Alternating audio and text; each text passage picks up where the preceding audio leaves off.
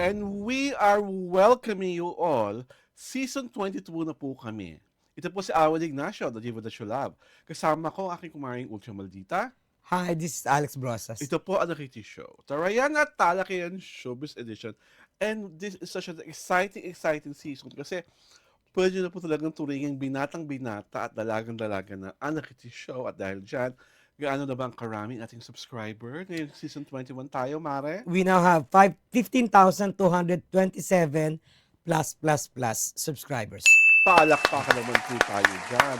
Thank you for all the love. Alam niyo po naman, ang quest namin sa Nakiti Show ay magkaroon kami ng silver button bago matapos ang taon na ito. So, kayang-kaya natin lahat yun, di po ba?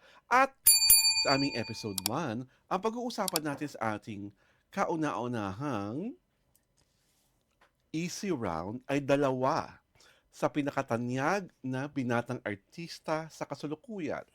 Ito ay mga young masters Dustin Yu at si Will Ashley na go for gold ang pagkasabong sa kanilang mga karera. Mare, ikaw nga maagkwento, bakit tila pinagsasabong si Dustin Yu at si Will Ashley? Anong nangyari dito? Kasi di ba they form at love triangle doon sa, ano bang movie yun? Basta sa Film Fest. Sa Metro Manila Film si Festival. Dustin, si Will at si Bianca de Vera. Okay. Oo.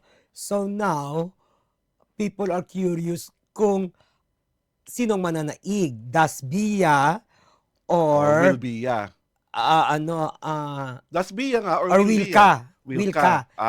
Pag Will ka. Bianca, Will ka. Bianca and Will, Rick, Will Ashley. Will Ashley, yun. Will ka and... So parang nagkaroon, there was some sort of competition. Okay. There was some sort of rivalry. Mhm. Nauna nang lumabas, the photos, actually hindi naman sila magkasama. Si Dustin Yu at saka si Bianca de Vera. They were supposedly in Thailand together. Okay. For what? For a project? For a shoot? For a commercial? Parang ano lang yun for a short vacation. So, walang project na involved. Walang project na involved. So people were talking na, ay, Das Bia is the is the tandem now. Kasi, Is the tandem to beat. kasi parang nagwagi si Dustin. si Dustin. Kay Bianca. Over But question, Mare, is Dustin really courting Bianca? That, I cannot fathom. And, kasi wala namang sinasabi. It's all action Okay. Walang words. Wala pang words. Oo. Wala pang confirmation. Okay. Although, ang kasi, ang barometer kasi nila, nag-post si Dustin ng photos, nasa skyscraper siya ng yung hotel. Tapos nandun yung mga skyscraper sa sa Thailand daw yon. Ito naman si Bianca de Vera, nag-post naman ng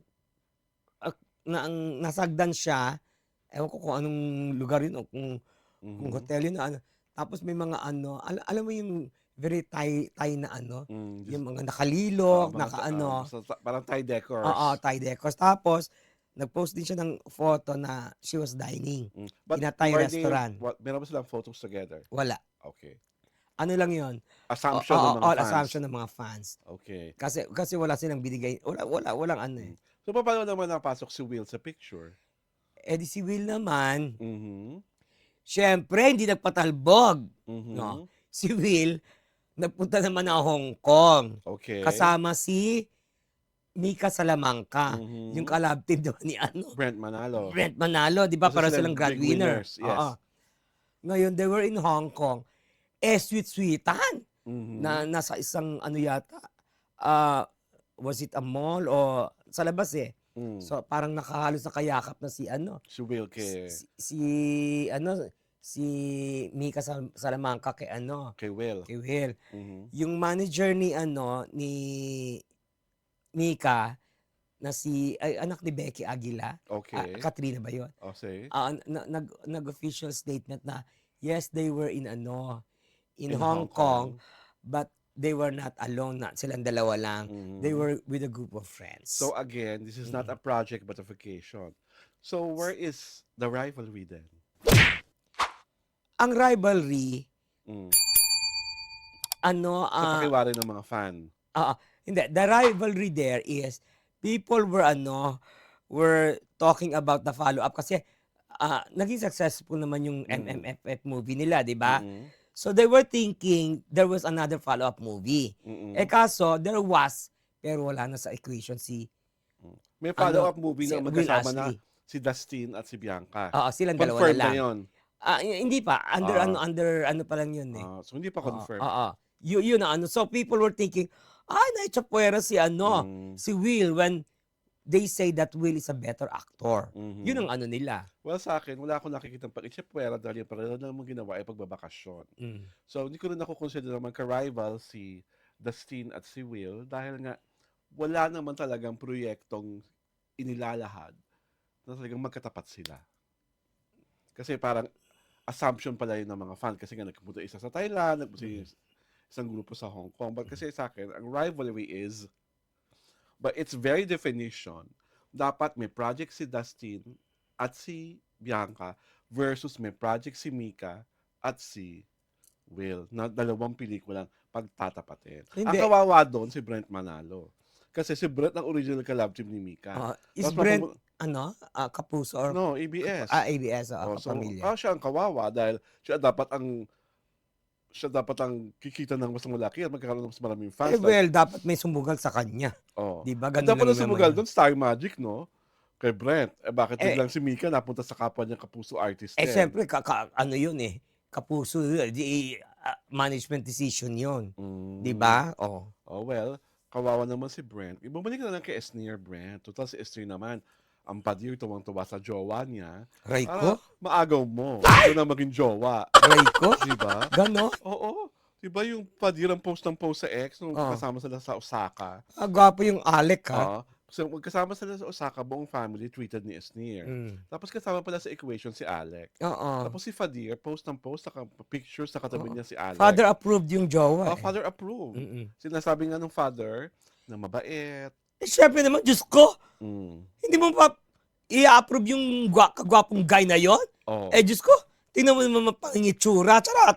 Diyos ko. Ako ayoko na nalait ng kapwa bading dahil ang standard na si Nettie Vice ganda, ganyan talaga eh. Di ba? Pangit na bakla nagugusto ng poging lalaki. Baklang may pera nagugusto ng poging lalaki. Kasi na-follow lang ni Isli ang meme niya. So I don't take it against them. Di ba? Ako, ang pinapalo ko yung yung friend kong Ano? yung friend kong post din eh. Post din yun eh. At dahil dyan, tapos nakaalampay sa sa dahil Chanenda dyan, eh. basahin Diyos ko, na lang kasi mga letter sender. Ikaw na magbasa! My God! Wala ako na naman magiging topic. Eto na. Alam mo ako. Kauna-unahang letter sender, si Miss Elena Albiola. Gusto ko kayong dalawa. Hindi katulad sa iba, merong paborito. Pero kayo, patas lang. Entaray. Talaga po ba, Miss Elena? Wala kaming bias. Teko. Basa, Mare. Si Betcha, ano ba to? Betcha by Galiwaw. Ah. You are doing well in your show. Many like it, me included, but please, spare Chris of all your bashings. Out of all the sufferings she's going through, give that to her. Chris knows her situation, but let's just give her what makes her happy. And maybe we'll give her strength and will to continue fighting. Your program does not gain anything if you bash someone who you said is not relevant anymore and out of the showbiz. So just spend your time on many other topics or issues around. Basta ako makasabi ko lang sa'yo, Betcha, noted. Ano makasabi mo? May gusto kong i-react? I don't react to not even Starlet Okay. Eto, LA Woman. Wow! LA? LA Woman. La Woman? Wow! May bagong hater ni Vice. Gustong sumikat. LA Woman. Again, noted. Iba pa salamat ka, pinansin ka namin. At pangalawa, iba po pag ang tao ba, pinupuna mo, na may kagaspangan na ginagawa, hater na po ba ang tawag doon? Hindi ba po ba ang tamang term doon pinagsasabihin mo ang isang tao para ayusin niya ang kanyang kabalbalan? So pag ang tao nagkasabi na mali ang ginagawa mo, hater na. Wala bang karapatang si Vice ba perpekto at hindi pwedeng magkamali? At nakita nyo naman at narinig nyo mismo at napanood nyo pa yung mga pinagagagawa niya kamakailan. Yun po ba pag pinitik namin, pinansin namin, galit na kami agad sa kanya? Suklam na, suklam kami talaga. Pinapaalalahanan lang namin ni Vice na siya ay public figure. At pag public figure, dapat sa lahat ng oras, lagi kang disente sa iyong kinikilos at higit sa lahat, hindi mo na dapat ginagamit ang palatuntunan mo para ipagtanggol ang sarili mo at itago ang iyong mga insecurity. Hindi po hating ang tawag doon. Tama po kami. Mare, For your information and proper education, whoever you are, LA woman. na, that was the first time na pinuna namin si Vice Ganda. Mhm. 'Di ba? That the words we chose were intelligently chosen. Hindi kami pumake up ng mga words na barubal. 'Di ba? True.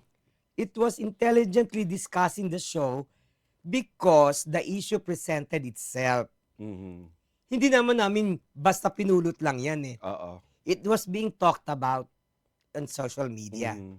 So who are we to ignore it? Mhm. 'Di ba? Just because pinansin namin ang isang tao, isang celebrity, it does not equate to hating. It does not equate to hatred. Oo, to hatred, 'di ba? Mhm. Kasi tawag dito, by definition, ang hatred, ano yan, it comes from within na talagang wala naman kami noon.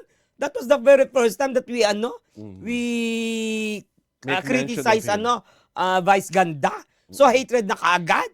Hello, Diba? Okay, basa Mara, ikaw na to. Christina Sato.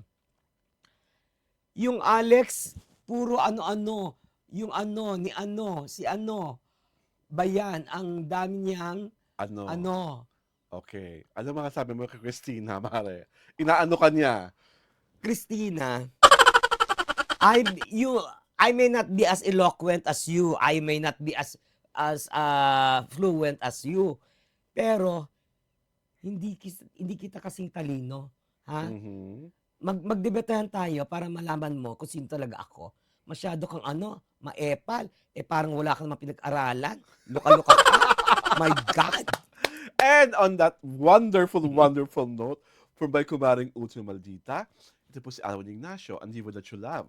Kasama ko siyempre pa si Alex Brosas. Pinanonood niyo po ang The Kitty Show. Tarayan at Talakin Showbiz Mirror. Mare, may iaano ka pa ba? Pwe? Diyos ko, sino ba siya?